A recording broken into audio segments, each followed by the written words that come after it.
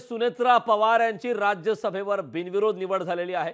विधिमंडळ सचिवांकडून सुनेत्रा पवारांची घोषणा करण्यात आली। सुनेत्रा पवार एकमेव उमेदवार असल्याने या ठिकाणची निवडणूक ही बिनविरोध झाल्याचा प्रकार समोर आला।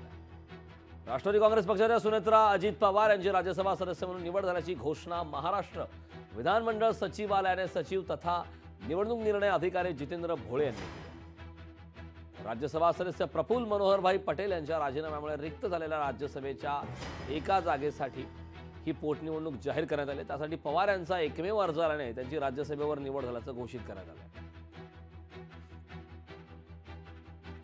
सुनेत्रा पवार एकमेव उमेदवार असताना बिनविरोध खरं तर बारामती लोकसभा मतदारसंघामध्ये सुनेत्रा पवार या राष्ट्रवादीकडून उमेदवार होत्या, मात्र त्यांचा राष्ट्रवादी शरद पवार पक्षाच्या सुप्रिया सुळे यांनी पराभव केला। मात्र त्यानंतर आता सुनेत्रा पवार यांची राज्यसभेला वर्णी लागली।